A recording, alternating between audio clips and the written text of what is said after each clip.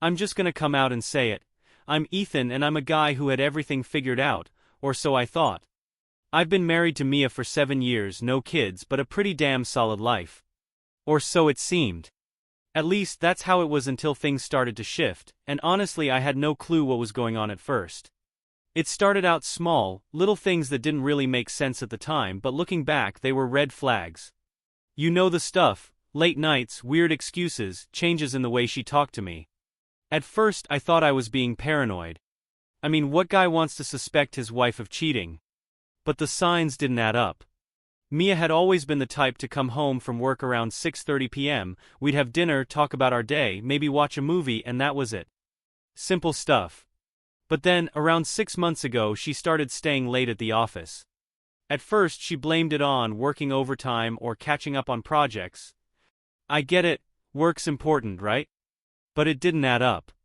Mia had never been the type to overwork. If anything, she was always the one telling me to take it easy when I worked late. So yeah, that didn't sit well with me. Then there were the phone calls. She started taking them in private, stepping into another room and closing the door behind her. I'm not the jealous type, never have been, but when she came out of those calls looking flustered or giving me that fake smile like nothing was wrong, it threw me off. I don't know why, but it bugged me. It just didn't feel right. I tried to brush it off, but it kept happening. And don't even get me started on the way she looked at me sometimes. There was this, I don't know, this distance in her eyes. Like I was just some guy she was living with, not her husband. I'd talk to her, try to joke around, and she'd just give me these short answers or distracted smiles. I could tell she wasn't really listening. I should have known better than to ignore these things. But I did. I kept convincing myself I was overthinking it all. It wasn't until one night when she came home at 10 p.m., without any explanation, no call, no text, that I started to realize something was definitely off. When I asked her where she'd been, she got defensive. Why do you always need to know where I am? She snapped.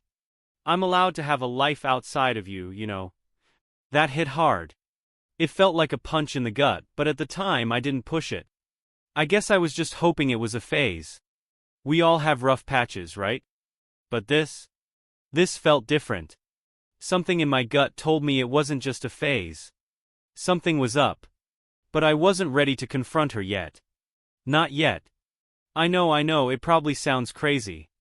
But I couldn't help it. After that night I felt like I was walking around in a fog, unsure of what was real and what was just me being paranoid. I couldn't shake the feeling that something was going on, and I needed answers. But instead of confronting her head-on, I decided to, investigate a little. I wasn't proud of it, but at the time, it felt like the only way I could know for sure. I started with her phone. I know, it's a breach of trust, but she'd been acting shady, and I had to know if my suspicions were right. I wasn't even looking for anything specific at first. Just a sign. Maybe a text or something that didn't add up. I'd already noticed her deleting messages a few times, but I brushed it off as nothing. But one night, after she fell asleep on the couch, she'd been staying up late for work again, I got up, grabbed her phone and started scrolling. Heart racing the whole time. I'm not proud of this, but I had to know.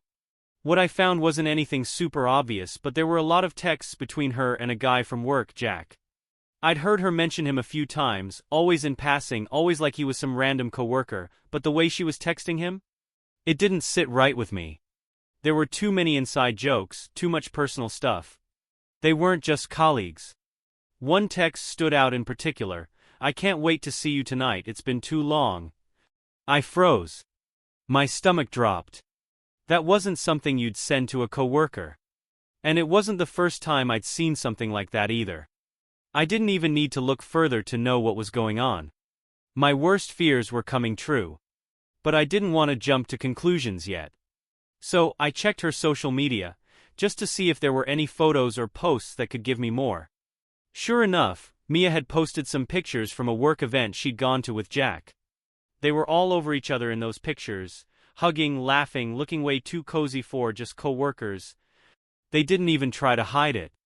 I could feel my hands shaking as I looked at them. I was in complete shock, but something else started to sink in. I wasn't just angry. I was hurt. It wasn't just that she was cheating, it was that she'd been lying to my face.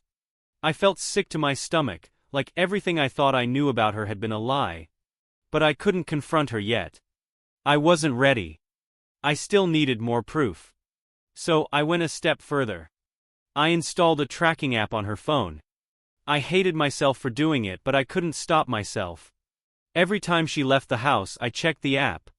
I wanted to know where she was going. It made me feel like I had a handle on this mess, even though I knew it was all spiraling out of control. And that's when the final nail went in the coffin. She wasn't just spending time with Jack at work, she was spending hours at his place. I knew the address. I'd seen it in her phone. She'd told me she was meeting a friend or going out with co-workers, but the tracking app confirmed what I'd been dreading. She was lying to me about where she was, and now I had proof. It was all too much. I still couldn't bring myself to confront her. I felt like if I did, it would all be over, and I wasn't ready for that yet. But I knew one thing for sure, she wasn't just working late. And I wasn't crazy. She was cheating. And the worst part, I had all the evidence, but I couldn't make myself say the words out loud yet. I don't know what I was waiting for, honestly. Maybe I was hoping she'd come clean on her own, or that one of those late nights would be the moment where everything would just fall apart in front of me. But nothing happened. She just kept on with the lies, and I kept on sitting with the evidence in my hands, feeling like I was losing my mind. I spent days just staring at my phone, scrolling through the texts, the photos, checking the tracking app, watching her leave the house at night like it was any other day. It was eating me alive. But then one night, about a week after I found all the proof, something changed. I couldn't take it anymore. I couldn't just sit there pretending everything was fine. I had to know the truth, straight from her mouth. The problem was I didn't know how to approach it. I was shaking. My chest felt tight. I didn't even know what I was going to say, but I knew I couldn't just keep lying to myself. So, I waited until she got home from work. I didn't say a word when she walked in the door, just stared at her. She immediately started in with the "oh hey, sorry I'm late, had a lot of work to do" routine. The same old story. But I was done. "Who's Jack?" I asked, barely keeping my voice steady. She froze. Her eyes went wide, and for a split second I thought she was gonna pass out. But she recovered quickly, like she always does. "What?" she said, her voice rising a little too high. "What are you talking about?" "Don't lie to me," I said. "I know about you and Jack. I know everything." For a second she stood there, her face going pale. But then, like the switch flipped, she crossed her arms and put on that smug look. The one I hated. The one that told me she wasn't even sorry. "You've been spying on me?" she snapped, her voice dripping with annoyance. "You're really gonna go there?" I couldn't even speak. I was so pissed off, so disgusted. But I kept pushing, the words coming out like they had a life of their own. "Yeah, I've been spying on you. You think I'm an idiot, Mia?" I took a step toward her, holding up my phone. "You've been lying to me for months. I saw the messages, the pictures. I know where you've been. Don't even try to deny it." She took a step back, almost like she was cornered, but she didn't look ashamed, just angry. So damn angry. "Ethan, you don't understand." Her voice cracked, but it wasn't because she was crying, it was because she was mad. Mad at me for catching her. "I don't understand." I repeated, staring at her, my voice shaking. "I don't understand what?" "That you've been cheating on me for months? That you've been sneaking around behind my back, acting like everything's fine? That I'm supposed to just sit here and take it?" She opened her mouth like she was going to argue, but then something shifted. Her shoulders slumped. She stopped trying to defend herself for a second. "Fine. Yeah. I've been seeing Jack. For almost a year now. Happy." My heart stopped. It was like everything I knew just shattered. I wanted to throw up. I didn't even know what to say. I just stared at her like I couldn't comprehend what she was saying. I trailed off, my mind racing. "How could you do this to me, Mia? How could you just betray me like this?" She looked at me like I was the one being unreasonable. "Ethan, you never paid attention to me anymore. You were always working or busy with your own stuff. You stopped caring about me, about us, and Jack was there for me. He listened. He made me feel wanted. It just happened. That was her excuse. It just happened. My stomach twisted. I wanted to scream, to throw something, to demand more. But I couldn't find the words. It was like she was making this whole thing sound so rational, like she was justifying everything. And it pissed me off. You think that makes it okay? I asked, my voice shaking with disbelief. She didn't even flinch. Yeah. I do. Because I'm not the only one at fault here, Ethan.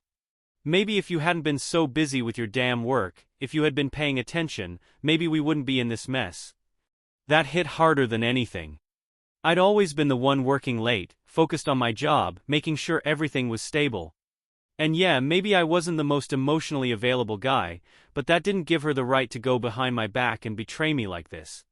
But she didn't care. Maybe I should have just talked to you, but I didn't feel like I could, she continued, crossing her arms. I tried to, but you were always too distracted. So I found someone who actually saw me. The coldness in her tone made my blood boil. It was like she was trying to flip the script, like she was the victim in all of this. I wanted to scream. I wanted to say so many things. But all I could do was stand there, crushed.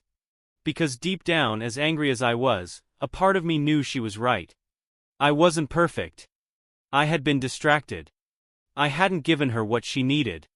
But that doesn't make what she did okay. It didn't make it hurt any less. I was so damn tired of feeling like this, like everything was unraveling, like I couldn't keep up. I wasn't ready for this conversation, but here we were. And I still didn't know what to do next. I don't know how long we stood there, staring at each other. It felt like hours, but it was probably just minutes. I wanted to say something, to yell, to make her feel the weight of what she'd done, but I couldn't. I was stuck in this weird place between being furious and feeling like I'd been punched in the gut. But as much as I wanted to keep blaming her, something else was eating at me, something I didn't want to admit. Part of me felt guilty. And that made me even angrier. I hated it. Hated that there was a tiny voice inside my head telling me I hadn't been the perfect husband either. That maybe, just maybe, I had let things get to this point. Maybe I didn't pay attention, I said, my voice barely a whisper. Maybe I've been too focused on my job, but that doesn't give you the right to go behind my back. That doesn't justify what you've done. Mia crossed her arms tighter, clearly expecting me to back down, like she always did. Like she thought she could control the narrative. I'm not justifying anything. I'm just explaining why it happened. Maybe I should have talked to you more, but you weren't exactly approachable, were you? The way she said it, like it was all my fault, made me feel like I was the one who was in the wrong. But I couldn't let her turn it all on me. Not this time. I took a deep breath, trying to steady myself. I wasn't perfect, Mia. I know that. But that's not an excuse for cheating. You could have talked to me. You could have told me you were unhappy. We could have worked on it together like adults. But you didn't. She rolled her eyes, clearly getting frustrated with the conversation. And what, you think I was just supposed to sit here and wait for you to maybe notice? For you to maybe start paying attention? I needed more than that, Ethan. I needed someone who actually saw me. Who cared about what I was going through. Jack did that for me. The mention of his name felt like a knife. Jack. The guy who had replaced me. The guy who had been there when I wasn't. It stung, and I could feel it all over again. That hot, burning anger. The feeling of betrayal. But I couldn't give her the satisfaction of seeing me fall apart. So what now? I asked, my voice shaky. What happens now, Mia? You've made your choice. You've been seeing him for almost a year, and now I'm just supposed to accept it and move on. She opened her mouth to say something, but then hesitated. The cocky attitude started to fade a little, and for the first time, I saw a hint of regret in her eyes. But only a hint. I don't know, Ethan. I don't know what's next. I don't want to hurt you, but I don't know how to fix this. I didn't mean for it to go this far. But I didn't know what else to do. Her voice wavered, and for a second I thought she might actually cry. But she didn't. Instead, she just turned her back to me and sat down on the couch, rubbing her temples like she had a headache. I felt so lost. All these emotions swirling in my head: anger, betrayal, confusion, and now guilt too. It was like I was drowning in it all. The worst part? I didn't even know if I could forgive her. And if I couldn't forgive her, then what? "You're right," I said, trying to sound more composed than I felt. "You didn't know what else to do. But you could have talked to me, Mia. You could have told me you were unhappy. We could have worked on it. I might have been a workaholic, but I loved you. I still do. I'm not some stranger to you. You didn't have to do this." She finally turned around, but there was nothing left in her eyes but exhaustion. "I know, Ethan. I know. But that's the thing. I don't know what we are anymore. You're right, we could have worked on it. But I didn't feel like I was part of us anymore. I didn't feel like you even saw me." That hit hard. Like she was peeling back layers I didn't even know were there. I felt like I'd failed her. Like I'd let her slip away without even realizing it. I wanted to say something, anything, to fix it. But there was nothing to say. It wasn't that simple. "I don't know what I want, Mia," I admitted, my voice barely a whisper. "I don't know if I can just forget about this. I don't know if I can forgive you.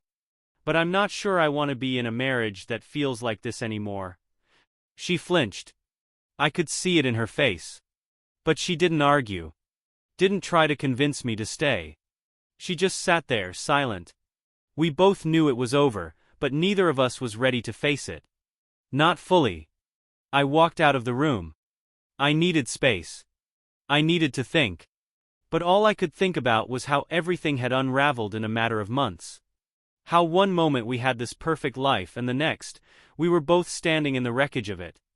The next few days were a blur. It felt like we were both stuck in this weird limbo, avoiding each other but still living in the same house. We didn't talk much after that night.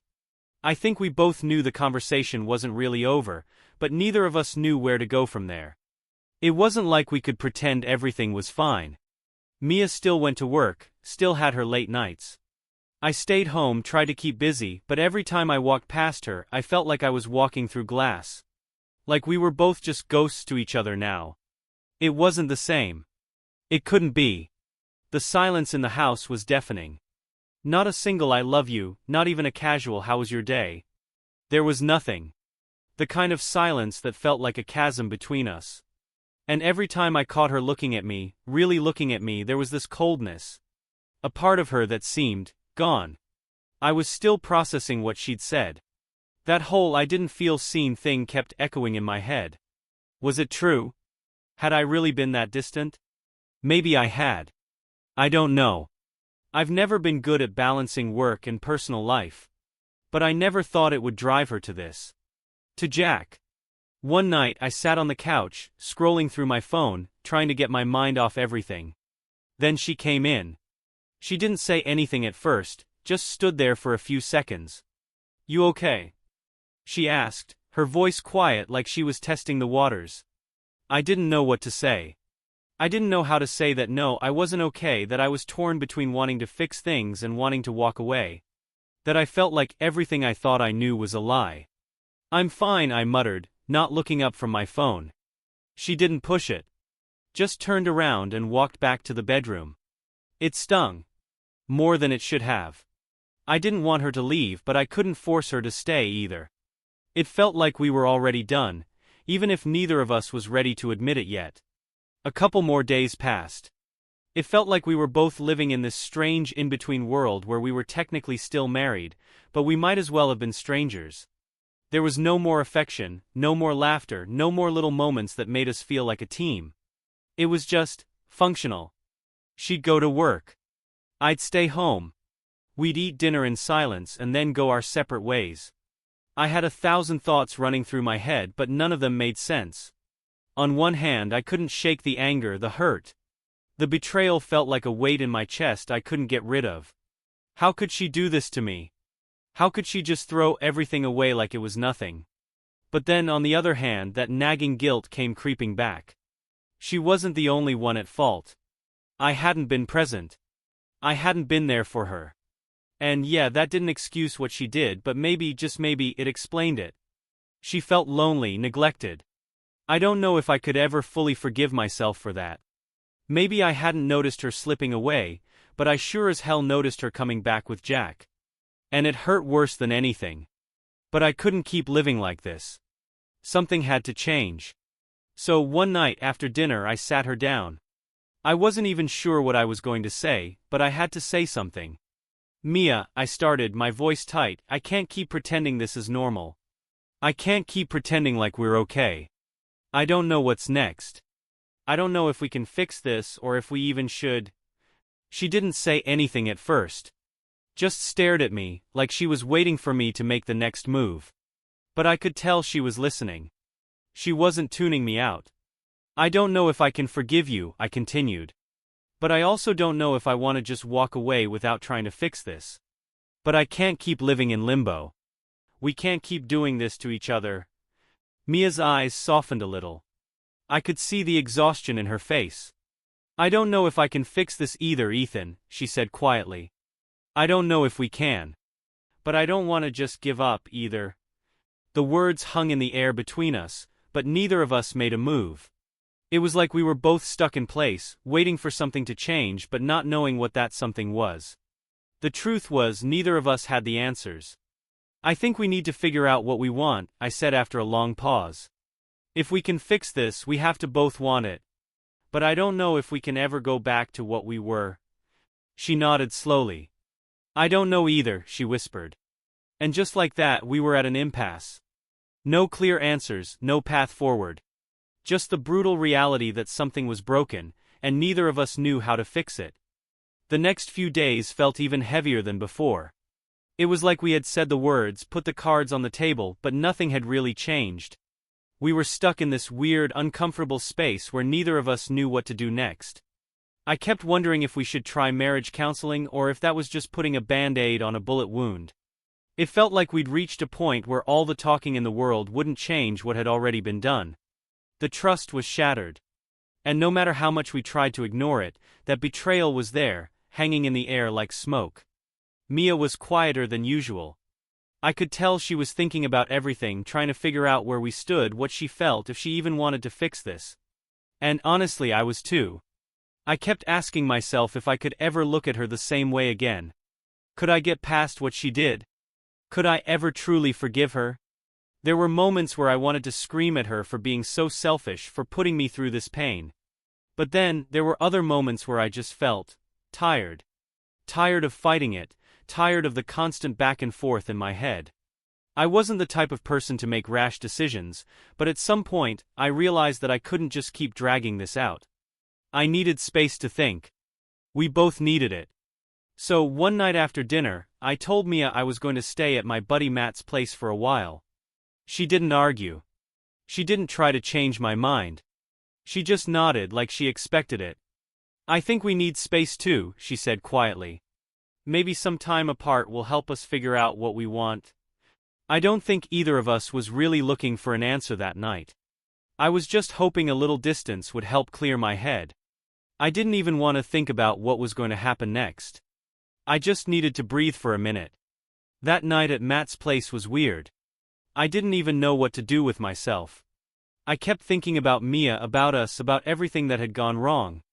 It felt like the whole world had turned upside down, and I was just trying to stay afloat. I drank a beer, watched a little TV, and then went to bed. But sleep didn't come easy.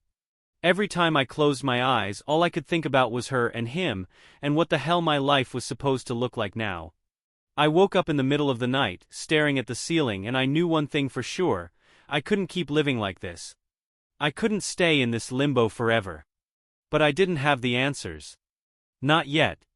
And I wasn't sure if I was ready to face them. The next few days, I stayed at Matt's place like I'd planned. I needed that space, physically and mentally, but I quickly realized it wasn't doing much for me. All I could do was replay the last few months in my head. Every conversation, every argument, every tiny shift in Mia's behavior was like a puzzle piece I was trying to fit together. I wanted to understand where it all went wrong, but I kept getting stuck on one question. Do I even want to fix this? Matt was trying to be supportive, but after a while I could tell he didn't really get it. He'd ask how I was doing and I'd give him the standard "I'm fine," but I wasn't. I was a mess inside. Every time I looked at my phone, I saw the missed calls from Mia, the unanswered texts. I wanted to ignore them. But I didn't. I finally caved and called her one afternoon. I wasn't even sure why I did it, but I needed to hear her voice. Maybe that would help me figure out what I was feeling. "Hey," she answered, sounding a little relieved, like she'd been waiting for the call. "Hey," I said, rubbing my eyes. I wanted to talk." "Okay," she said softly, but I could hear the hesitation in her voice. We both knew this conversation was going to be heavy, but neither of us knew where to start. "I've been thinking," I started, my words slow like I was testing them out. "I've been thinking a lot about us, about everything. And I guess the truth is I don't know anymore, Mia. I don't know if I can get past this. I don't know if I can trust you again. And maybe that's just me being stubborn, or maybe I'm just scared, but I don't know if I'm ready to try again." The silence on the other end felt like a lifetime. I didn't know what she was thinking, and I couldn't tell if she was even processing what I was saying. "I get it," Mia finally said, her voice quiet but steady. "I don't know if I can fix this either. I don't know if I can earn your trust back. I wish I could take everything back, Ethan. But I can't. I know that. I don't know if I'm ready to give up on us, either." She wasn't crying. There was no dramatic sobbing or pleading. It was like she had finally accepted that things had gone too far, and there was no going back. She wasn't offering some big apology. She wasn't begging me to forgive her. She was just tired. And that's when it hit me. The weight of everything. I wasn't angry anymore. I was just exhausted.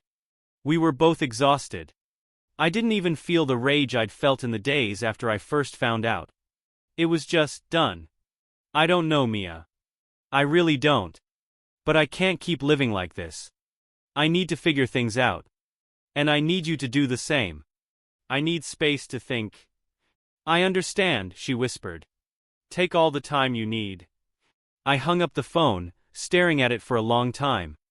I didn't feel relief, I didn't feel closure, and I definitely didn't feel happy. I just felt stuck. But for the first time in a while, I felt like I had finally made some kind of decision, even if it wasn't the one I wanted. It was the one I needed. I didn't have all the answers, but I knew one thing: I couldn't keep pretending everything was okay. The truth was, I wasn't sure we could fix this.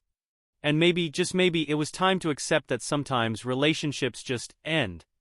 The next week dragged on. Every day felt like a little eternity.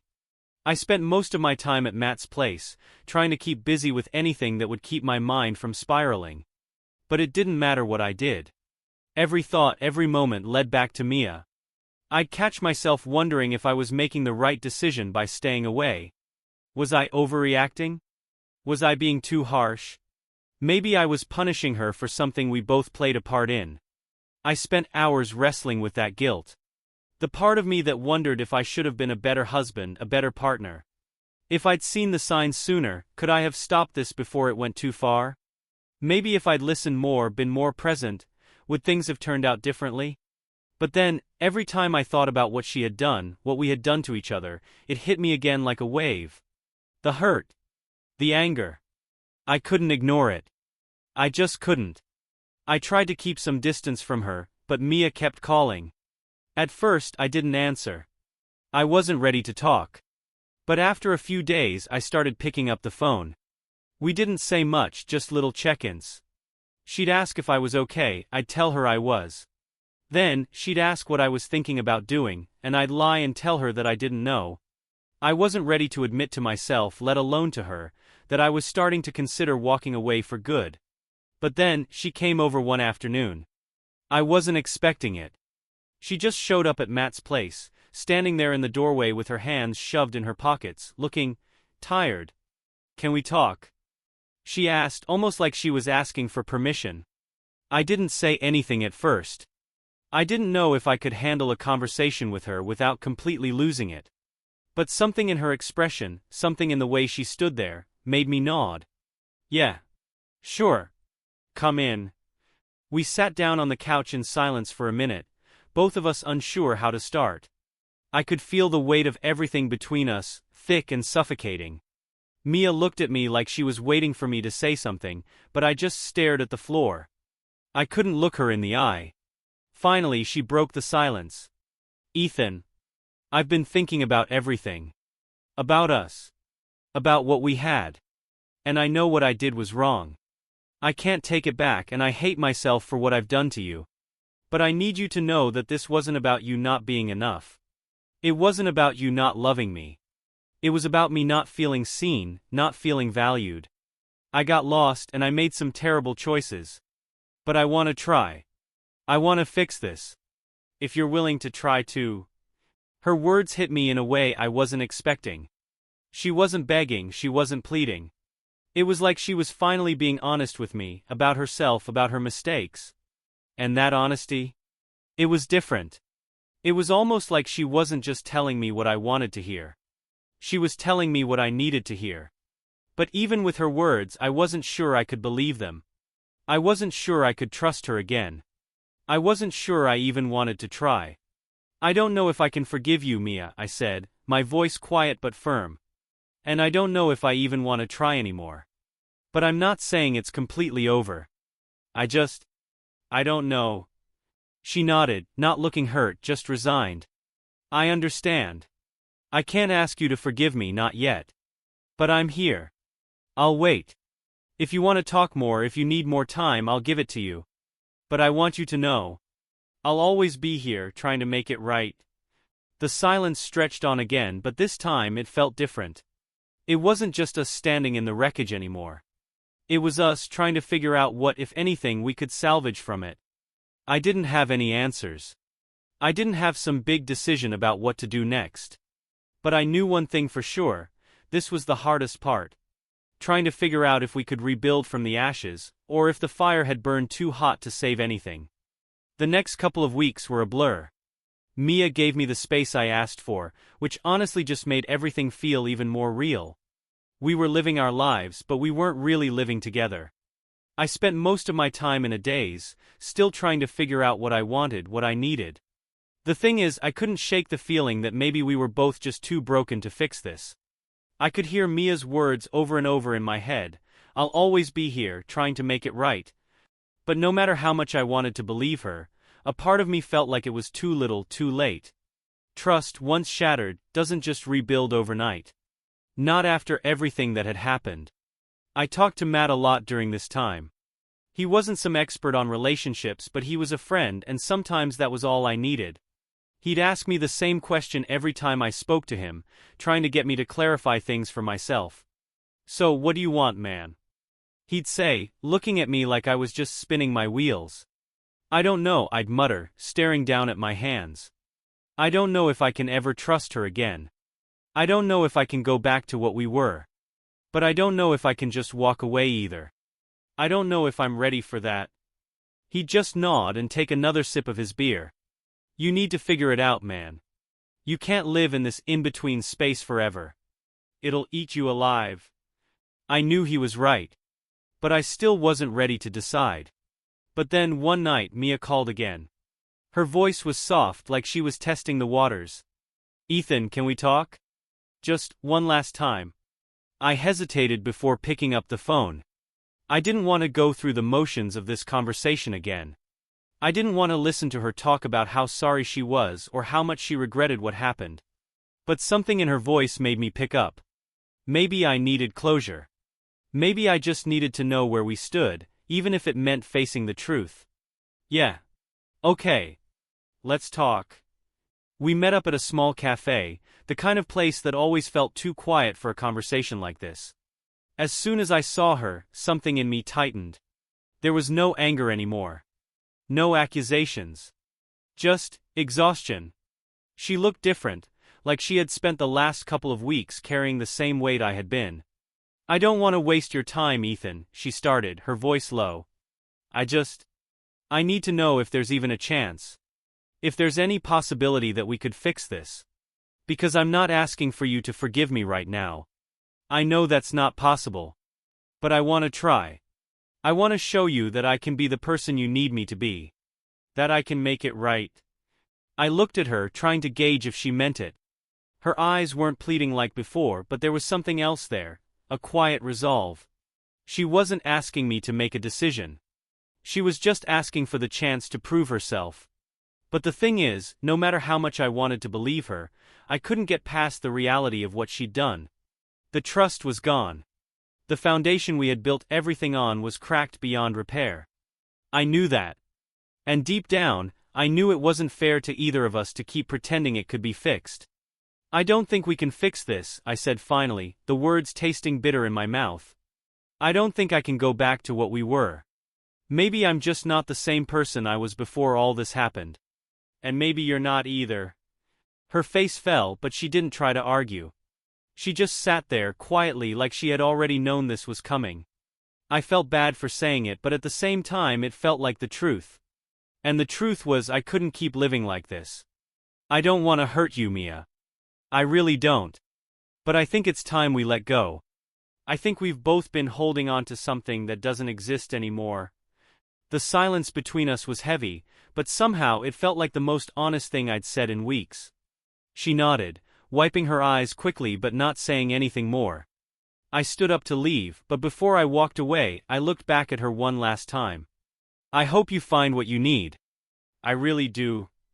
And then I walked out, leaving behind something I never thought I'd have to walk away from. A life, a love that had meant everything to me. But as much as I hated to admit it, I knew it was the only way forward. It wasn't about forgiveness anymore. It was about moving on. And for the first time in a long time, I felt like I might finally be ready to do that. The days after I walked away from Mia felt like a fog. I don't think I truly understood the weight of what I'd just done until I was alone again, back at Matt's place, sitting on the couch, staring at the empty walls. It felt like the life I'd built was in pieces on the floor, and I wasn't sure if I had the strength to pick them up again. I'd left Mia. I had made the decision to walk away, to not keep trying to fix something that wasn't meant to be fixed. But it didn't feel like a victory. It didn't feel like I'd won anything. It just felt empty. The guilt was still there. I kept asking myself if I had done the right thing. Was I just throwing away a good relationship because of one mistake? Or was I saving myself from more hurt in the long run? The thing is, it wasn't just about her. It was about me too. I had to think about what I needed, what I could live with. And the truth was, I couldn't live with the betrayal. I couldn't live with the thought that she had been with someone else while I was right there in the dark, thinking everything was fine. The trust was gone. No matter how hard I tried to convince myself that we could work through it, deep down, I knew I couldn't get past it. That night, I stayed up late, scrolling through old photos of Mia and me, looking at all the memories we'd made together. At one point, I caught myself wondering if I had made the wrong call, if maybe with enough time and effort, we could have found our way back.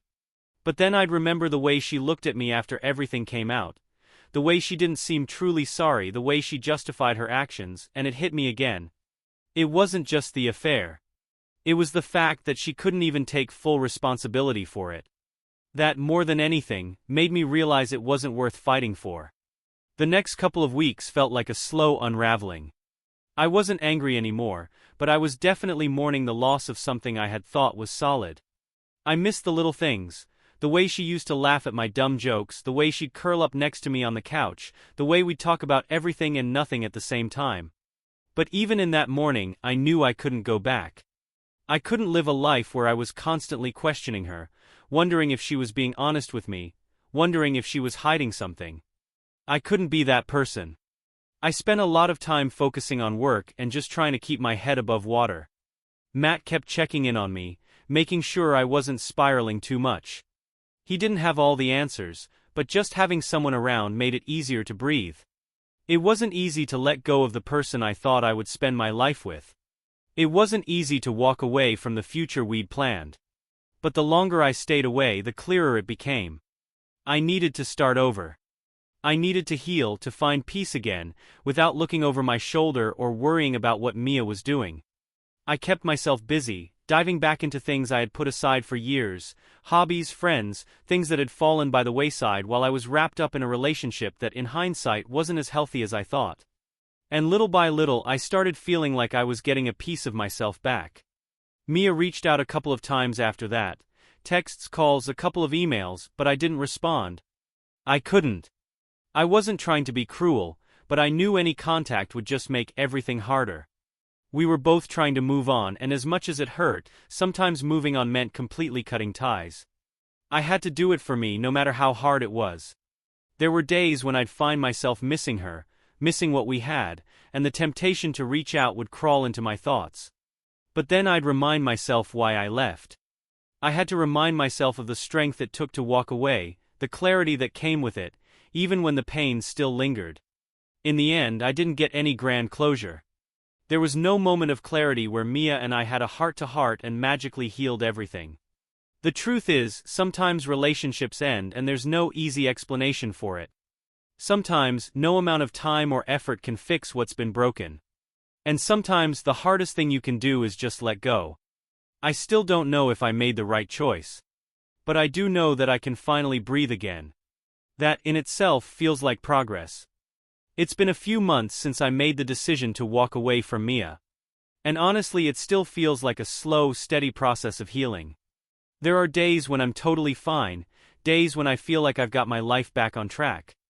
And then there are the other days when the memories hit me like a wave and I wonder if I did the right thing.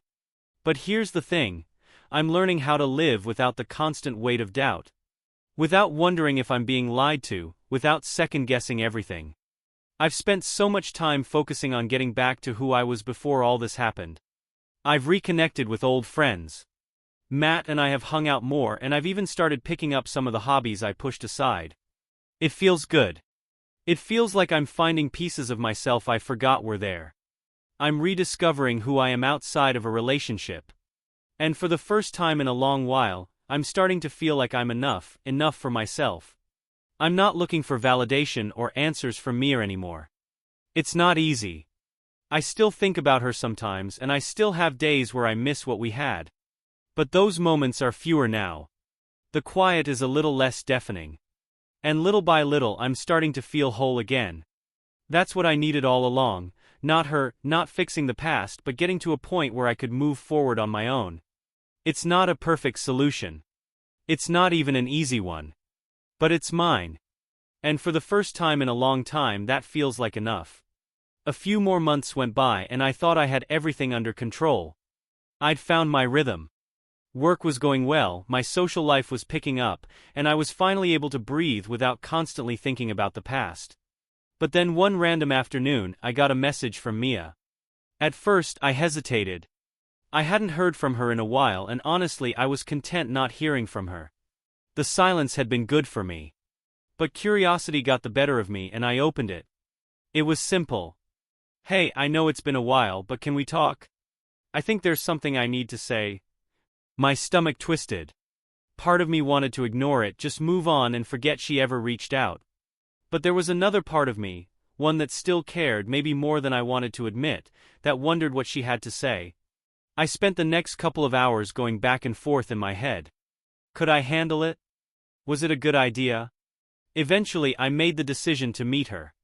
Just to get closure, to see where she was at, and honestly to see if I was still the same person I was when I made the decision to leave. We met at a park. It was one of those overcast days where everything feels muted, like the world's holding its breath. She was already there when I arrived, sitting on a bench with her arms crossed. "Hey," I said as I approached. My voice felt stiff, like I was meeting a stranger. She looked up, but I could tell she was nervous. "Hi," she said, her tone soft. There was an awkward pause. Neither of us knew exactly where to start. After a moment, she took a deep breath. "I'm not asking for you to forgive me. I need you to know that I've been working on myself. I've been going to therapy, thinking a lot about what happened. I know what I did was wrong. But I also know that I can't keep carrying the weight of it without at least acknowledging how much I hurt you." Her words weren't dramatic, there was no pleading.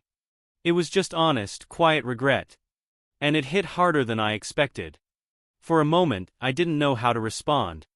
The last few months had been about me, my healing, my journey forward, and now here she was, showing me that she too had been trying to move forward. "I'm sorry, Ethan," she continued. "I know I messed up. And I know I can't undo what happened. But I wanted to say this because it matters. I'm not the same person I was when I cheated. I've learned so much about myself, about what I need, about what I failed to see in our relationship. And I know that it doesn't change anything between us, but I needed you to know that. I let her words sink in, but they didn't make me feel any lighter. If anything, they just made me realize how far apart we really were now. It wasn't about her apology. It wasn't about her self-improvement. The truth was, I didn't need closure from her. I didn't need her to change to make me feel okay. I appreciate you saying that, I replied, my voice calmer than I felt. But I think I've already done the hardest part. I let go. And as soon as I said it, I realized I meant it. I had let go months ago. And maybe that's what I needed to hear more than anything. I'm okay now. We sat there for a while in silence, just the two of us, before I stood up. I think this is where we leave it, Mia. We've both done our work, I guess. It's time to move on. She nodded slowly, like she understood. I know. I don't want to keep dragging it out either. I just wanted you to know. And with that, we parted ways for good.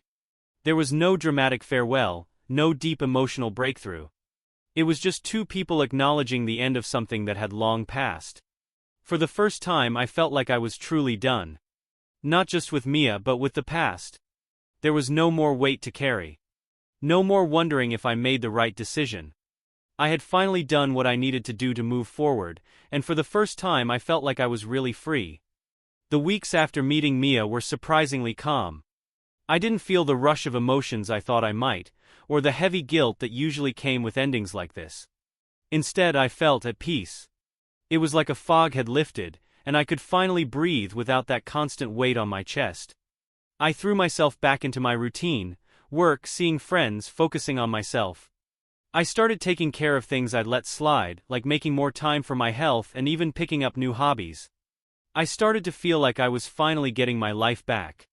I didn't need to have everything figured out, but I knew I didn't want to get stuck in the past.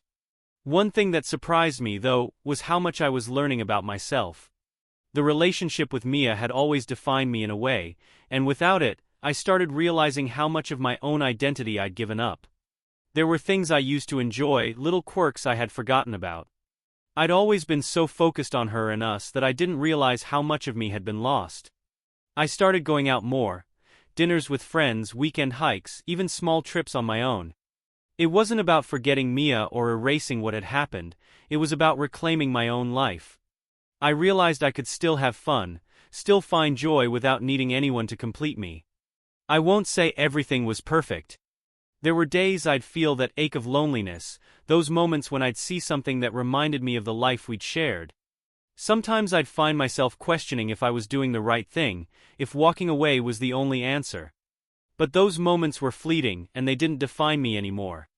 And then there were times when I'd think about love again, about what it would look like in the future. I didn't have all the answers yet. I didn't know if I was ready to trust anyone again, but I knew one thing for sure. I wasn't afraid to open my heart. Not anymore. Not after everything I'd been through. I was learning to love myself again first, and that felt like a huge step. One evening, after a long day at work, I ran into an old acquaintance at a bar. We'd known each other for years, but we'd lost touch. She was warm, funny, and we clicked instantly. It wasn't anything serious, but it was a reminder that life could still surprise me. That maybe, in time, there could be new connections, new possibilities.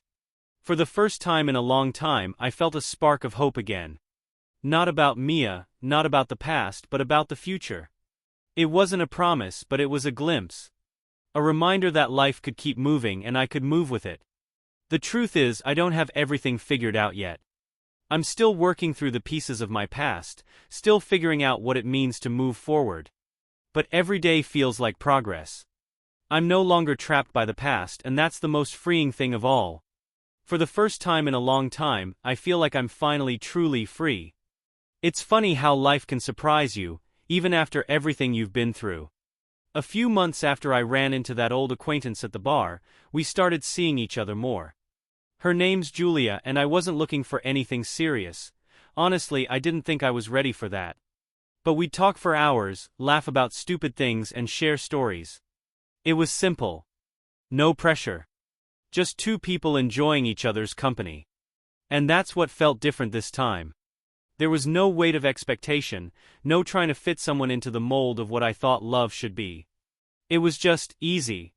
Refreshing, even. It wasn't about replacing Mia, or proving anything to myself. It was about living, something I hadn't done in a while. I don't know where it's going yet, but I'm not worried about it. I'm not rushing to define it. Maybe it'll lead somewhere, maybe it won't. But for the first time in a long time, I'm learning to just enjoy things as they come. I still have bad days, days when the past creeps up on me, when I question if I made the right choice, or wonder if I'll ever be able to trust again. But I've learned that those days don't control me. I'm not stuck in them anymore. I don't need answers or closure to move forward. I don't know what the future holds.